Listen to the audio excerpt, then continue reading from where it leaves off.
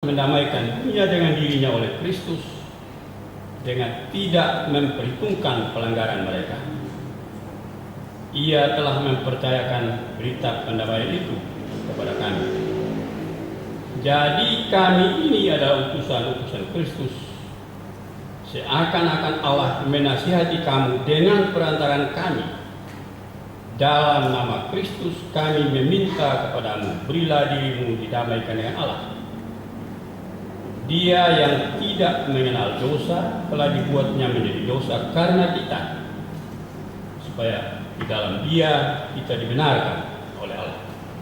Demikian pembacaan Alkitab, dan berbahagialah kita semua yang boleh mendengar firman Allah melalui pemberitaan.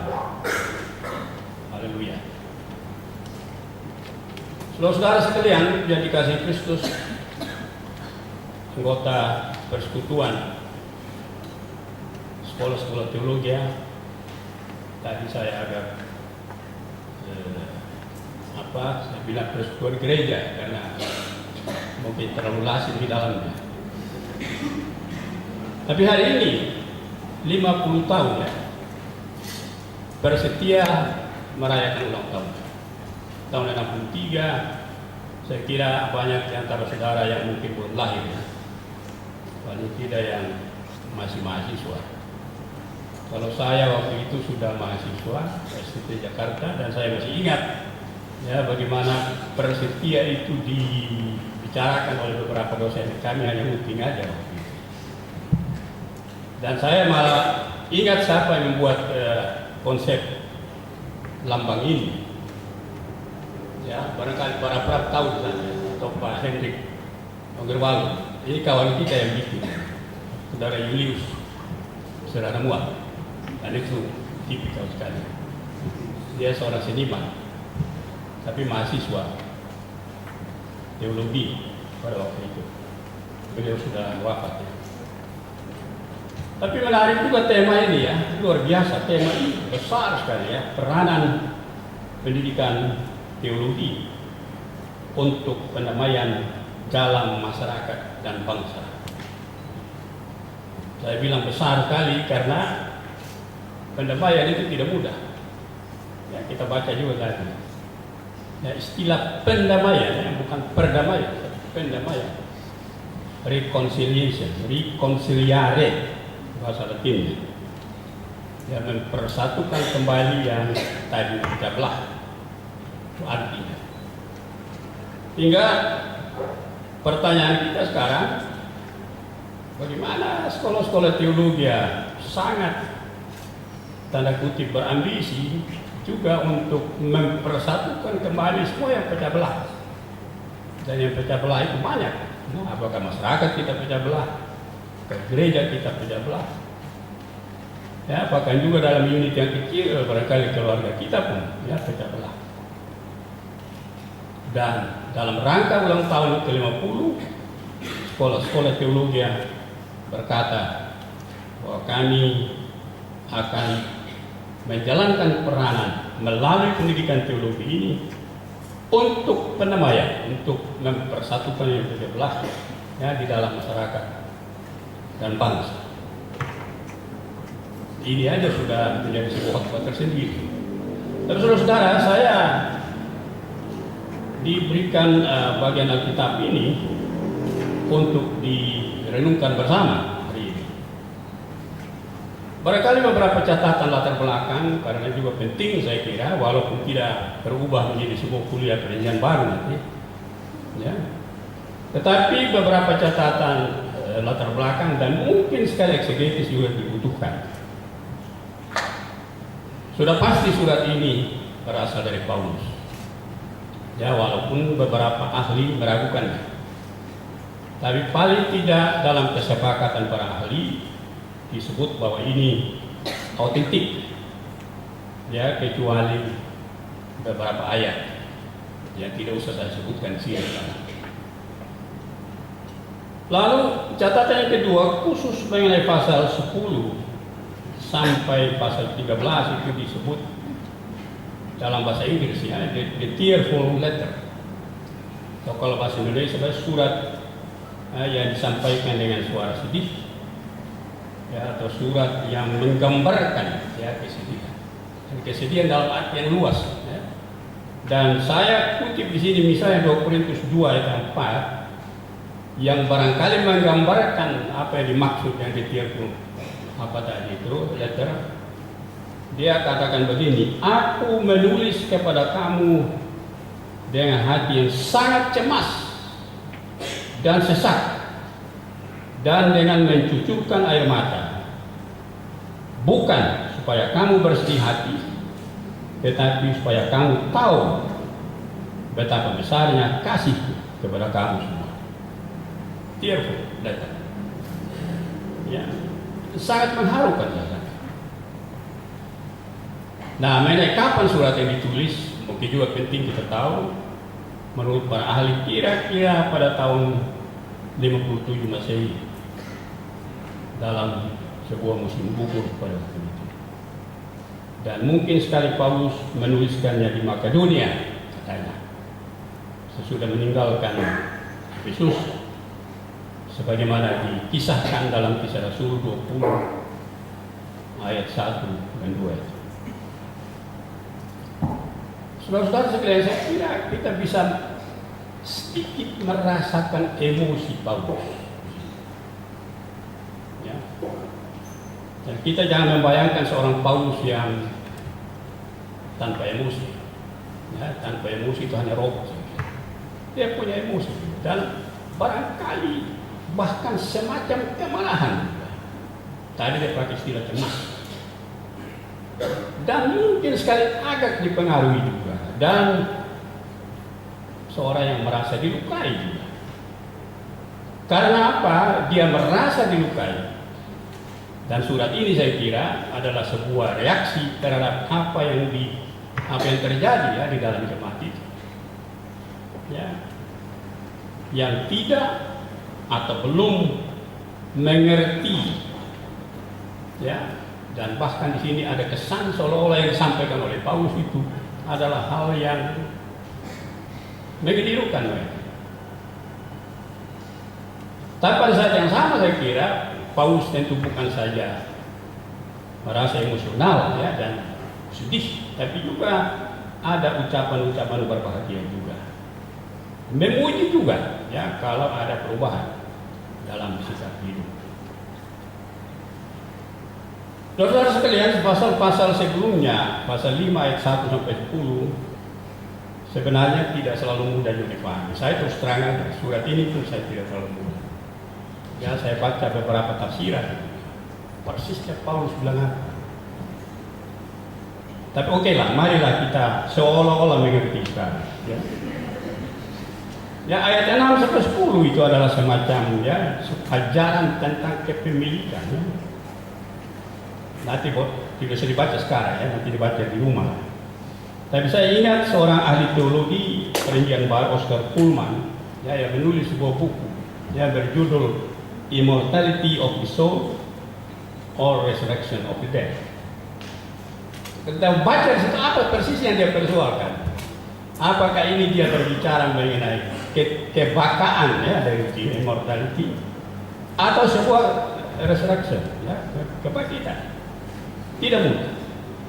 Dan saya kira mereka yang berjuang di dalam pendidikan teologi tahu persis bahwa hal-hal seperti ini selalu menimbulkan diskusi baru yang oleh saudara-saudara yang berada di luar pendidikan teologi seringkali tidak dipahami. Ya, seolah-olah pendidikan teologi sudah sesat ya karena sudah persoalkan ini itu dan seterusnya. Tapi menurut saya itulah hakikat ya, bahkan dalam surat-surat Paulus pun antara lain kita sudah melihat diskusi-diskusi yang tidak pernah selesai sebenarnya. Lalu pelayanan untuk pendamaian apa itu sebenarnya? Rupanya ada semacam respons orang Korintus ya terhadap nasihat Paulus. Ada respons, dan respons itu bukan respons yang selalu baik. Bahkan Paulus dianggap gila, ya, tidak waras. Memang ayat 13 dalam terjemahan Lembaga Alkitab itu agak diperhalus ya. Di situ dikatakan sebab jika kami tidak menguasai diri. Sebenarnya maksudnya itu insane, ya, tidak waras. Mengapa yang tidak waras? Karena ia memberitakan hal yang tidak masuk akal. Allah mendamaikan diri, ini tidak masuk akal. Bagaimanapun ini insane. Tapi justru Paulus ini menjelaskan bukan, ya, justru itulah anugerah. Tapi memang bukan hanya terhadap Paulus, ya, ada hal seperti itu. Insane, ya, Yohanes 10 ayat 20 misalnya, kita membaca di sana sikap terhadap Yesus. Ia kerasukan setan dan gila. Ya, mengapa kamu mendengarkan? Ada suatu reaksi spontan dari suatu umat yang merasa selama ini segala sesuatu itu logis, masuk akal. Ini tidak. Insane. Kasih Allah ternyata bukan sesuatu yang tidak waras. Mengapa? Sebab ada ukuran yang lain. Ya tadi juga nyata dalam Tuhan. Kami tidak lagi menilai seorang pun menurut ukuran manusia, melainkan dengan ukuran Kristus. Dan di dalam Kristus ukuran itu dibalik. Allah mendamaikan diri, dan disitulah kita mendengar bahwa dengan siapa? Dengan Kristus, maka dia yang berada di dalam Kristus itu adalah ciptaan baru. Jadi saudara-saudara, penilaian tidak memakai standar manusia, tetapi menurut standar, ya, dari Kristus sendiri, yang di dalam keyakinan Rasul Paulus itu dinyatakan sendiri kepada dia. Ayat 19 saya kira cukup menarik bagi kita, ya, sebab Allah yang tadi saya sudah singgung juga, sebab Allah mendamaikan dunia dengan dirinya oleh Kristus, dengan ini lagi insane lagi, tidak memperhitungkan pelanggaran mereka. Tidak memperhitungkan pelanggaran mereka. Dunia kita sebenarnya adalah dunia yang selalu memperhitungkan. Sekali berlaku tidak adil, you juga harus diperlakukan tidak adil. Dan saya kira sisa-sisa dalam perjanjian lama, lex talionis, ya, mata ganti mata dan seterusnya, ini sama sekali dibalik, tidak memperhitungkan pelanggaran mereka. Itulah pendamaian dalam pandangan ini. Saudara sekalian, saya katakan tadi pada permulaan renungan ini bahwa Persetia mengambil tema ini, tentu apa motivasinya tidak dikasih tahu kepada saya, ya. Tapi pasti ada sesuatu, ya, bahwa Persetia, Persekutuan Sekolah-sekolah Teologi di seluruh Indonesia mau mengambil peranan itu walaupun penuh risiko. Risiko yang pertama adalah bahwa dia tidak mungkin atau ketidakmungkinan untuk dipenuhi. Ya, sebab sekolah-sekolah teologi sendiri ketimbang mendamaikan, dia menjadi persoalan, ya, juga di dalam diri sendiri. Ya, bahkan di dalam sekolah teologi sendiri. Pendidikan teologi adalah sarana pendamaian yang dipercayakan. Tapi dengan cara apa? Saya ingat apa yang dikatakan seorang teolog besar abad ke-20, Karl Barth. Teologi itu berfungsi pelayanan, tapi sekaligus juga berfungsi kritis. Jadi selalu double. Kalau pelayanan, ya sudah pasti gereja senang-senang saja karena pelayanan. Tapi fungsi kritis, wah, belum tentu. Sebuah lembaga pendidikan teologi yang terlampau kritis terhadap gereja itu bisa berbahaya bagi diri sendiri. Jadi beda antara sikap kritis dan tukang kritis itu beda-beda tipis. Ya, kalau kita kritis, gereja bilang, wah, ini bahaya. Siapa yang keladinya? Jangan cari rektornya. Kalau itu kasih pindah aja rektornya. Dan ini sungguh-sungguh terjadi. menyampaikan pendamaian, rekonsiliasi.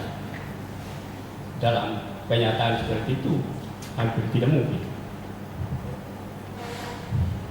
Aspek teologi sebagai ilmu yang juga kritis tidak selalu mudah.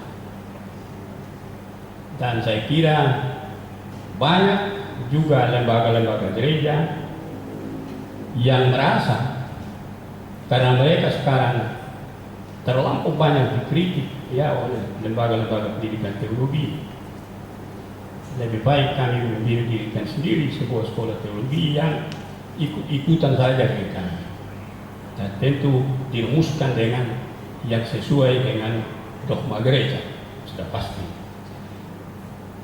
Tapi setiap kali saudara kita berbicara mengenai pendidikan teologi, kita harus selalu waspada dan selalu ingat bahwa teologi itu selalu berada pada batas.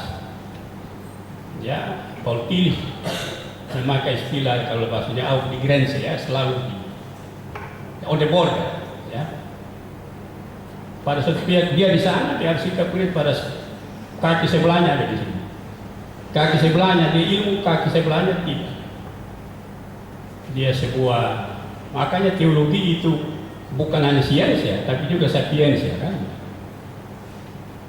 Nah di sini saudara-saudara, segala peranan fungsi itu mau dibulatkan di dalam kata pendamaian.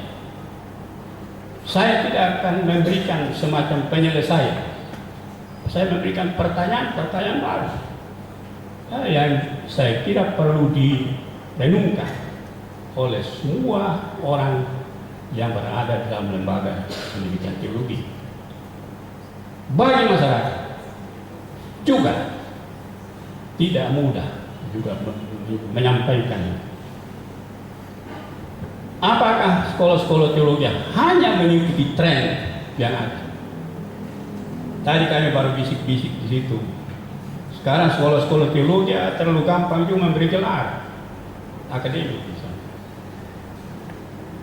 Saya ketemu beberapa orang minggu ini masih master, 3 bulan berikutnya sudah dokter, 3 bulan lagi sudah profesor. Nggak ngerti saya.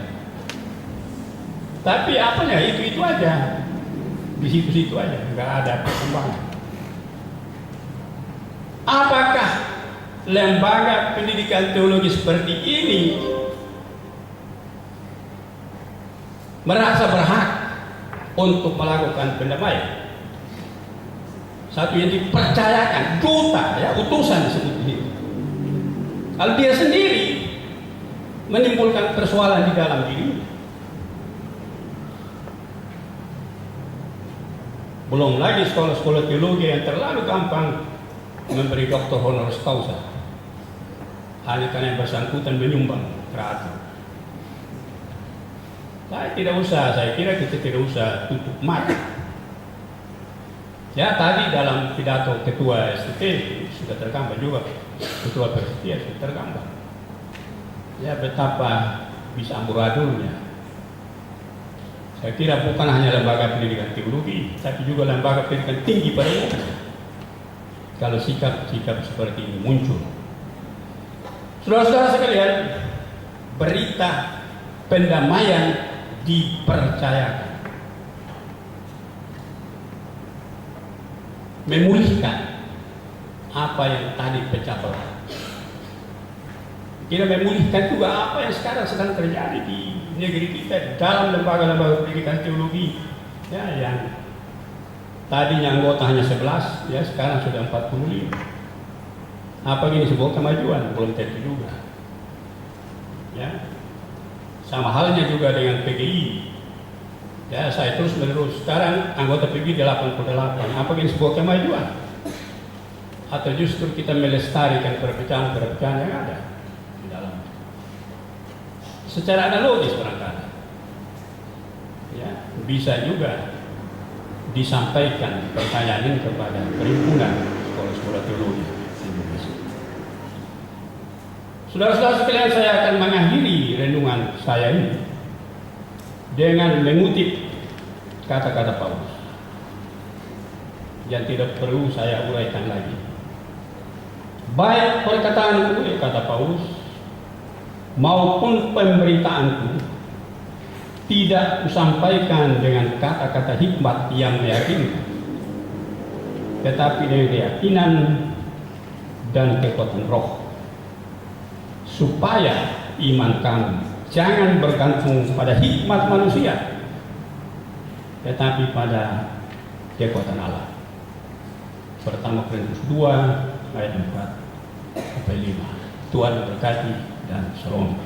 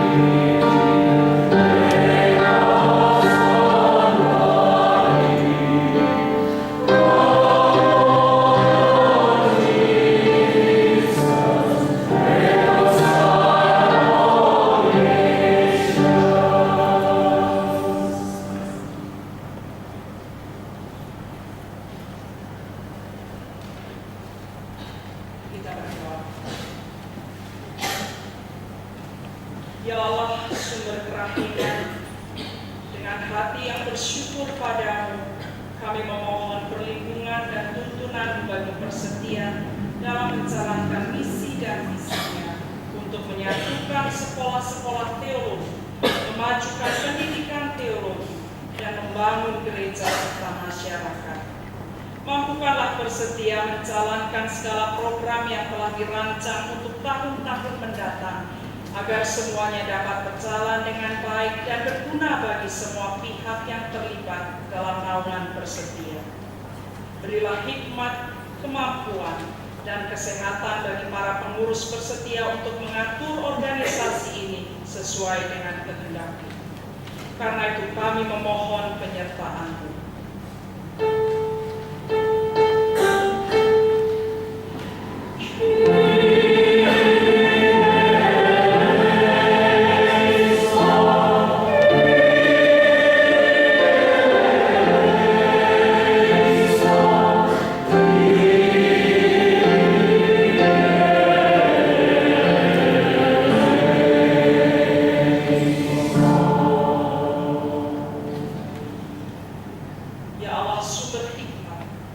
Kami datang kepadamu untuk memohon bimbingan bagi sekolah-sekolah teologi di seluruh dunia, terutama yang berada di Indonesia di bawah naungan Persetia. Kiranya para dosen dan pengurus sekolah-sekolah teologi ini dapat menjalankan tugas pengutusan-Mu dengan baik untuk mendidik dan memperlengkapi hamba-hamba-Mu agar dapat menjadi para pemberita pelayanan perdamaian dan mewujud nyatakan misi damai Allah di dunia. Karena itu kami memohon penyertaan.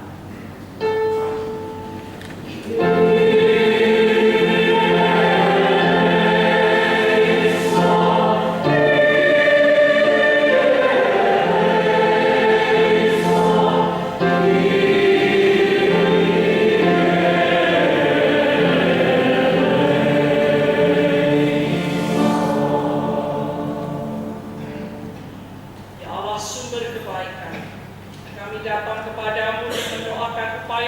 pendidikan teologi di Indonesia. Kiranya para teolog, pemimpin gereja, dan semua umat yang berperan dalam bidang pendidikan teologi dan agama dapat selalu berkarya bagi kebaikan semua orang dan bagi kehidupan bumi ciptaan. Mampukan kami yang terlibat dalam pendidikan teologi untuk menjadi pelaku sabda dan apa yang kami ajarkan. Karena itu kami memohon penyertaan.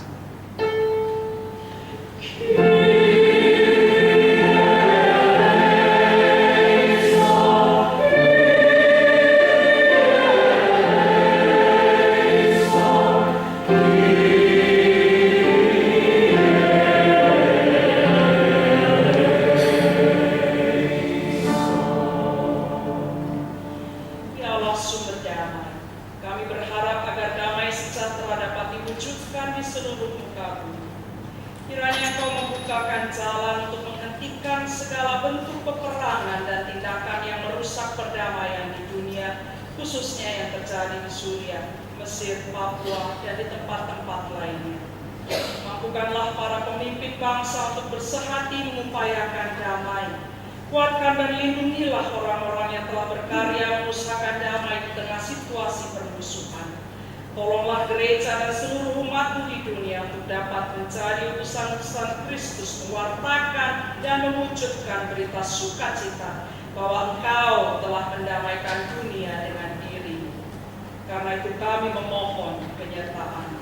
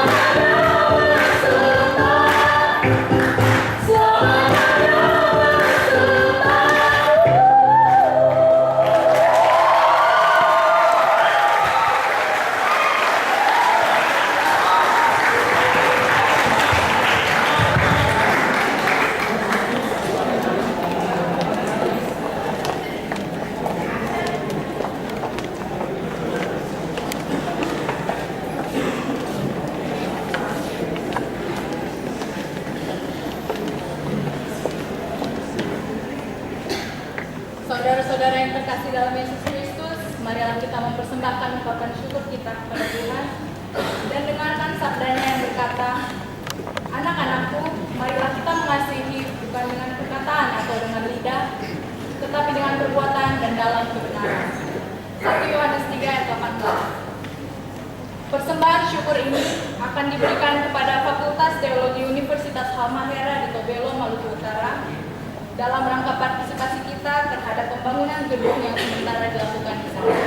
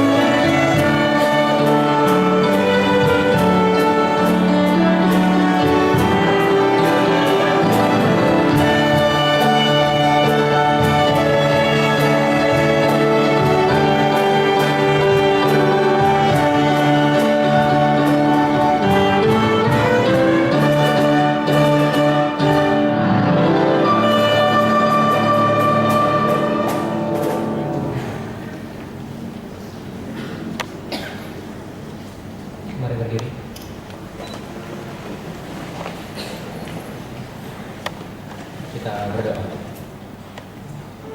Ya Allah, sumber berkah, dalam perayaan ini kami hendak menyerahkan persembahan berdasarkan pemahaman iman yang telah Engkau ilhamkan, bahwa Engkau telah terlebih dahulu menjadi penolong yang setia dalam perjalanan hidup segenap ciptaan. Ajarlah kami untuk menyadari keserakahan dalam diri kami, dan tumbuhkanlah kemurahan hati, agar kami menjadi persekutuan yang dekat dan siap memberikan pertolongan. Persembahan pada hari ini akan kami sampaikan kepadamu melalui Fakultas Teologi Universitas Halmahera di Tobelo, Maluku Utara. Kami memohon agar Engkau memakai mereka bersama-sama dengan Perhimpunan Sekolah-Sekolah Teologi di Indonesia menjadi alat yang hidup untuk memberitakan Injil di seluruh bumi. Melalui Kristus Sang Pengantara, kami memohon, kuruskanlah persembahan ini agar berguna bagi pelayanan kasih dan keadilan bagi segala yang membutuhkan. Amin.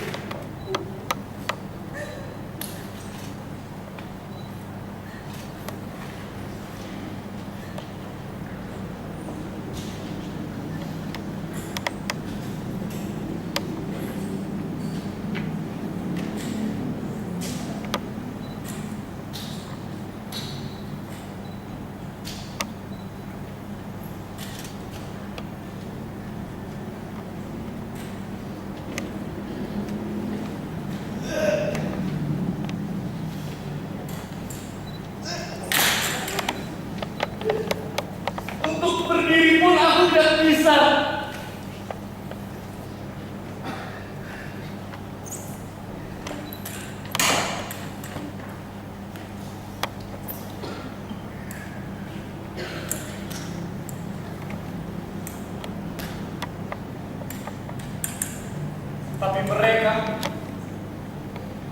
mereka bisa berdiri tegak dengan kokohnya. Mereka bisa menawarkan segala fasilitas yang mereka miliki. Tapi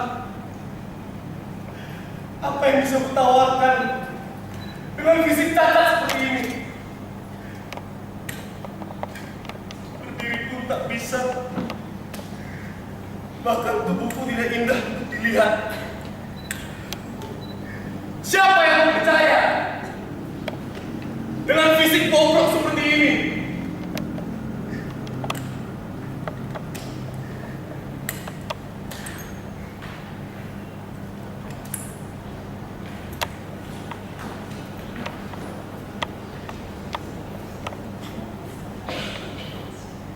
Mereka bilang aku berbeda. Mereka bilang aku sesat. Aku terlalu meninggalkan akal hingga tidak menggunakan temanku. Mereka salah.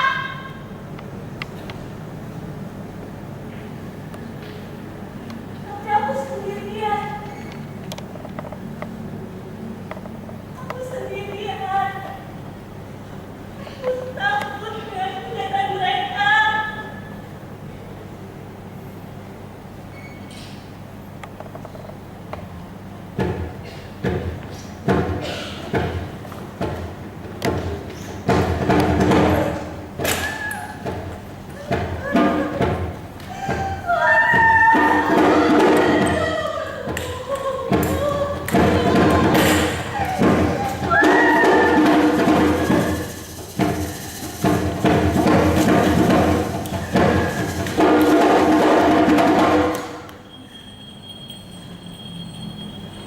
Musa dan dirinya kuutus dengan ketidakpandaiannya dalam berbicara kepada orang banyak. Yesaya kuutus dengan segala keberdosaannya. Maria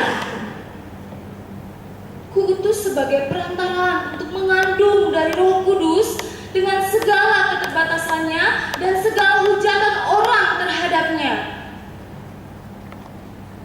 Kalian telah mendengar bahwa aku telah mengutus kalian sebagai sekolah teologi.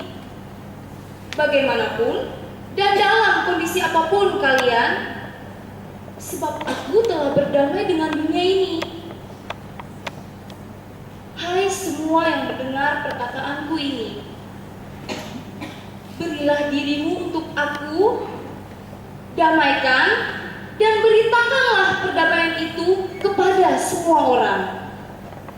Ya, ini aku. Damaikanlah aku dan kuduslah aku. Bagaimana respon umat? Ini aku. Damaikanlah aku dan kuduslah aku.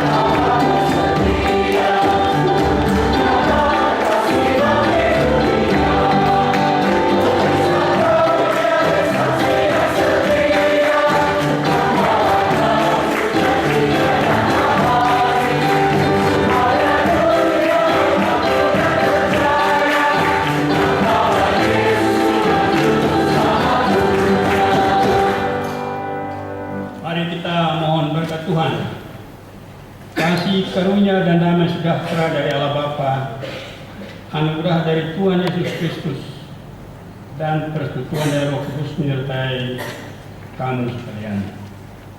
Amin.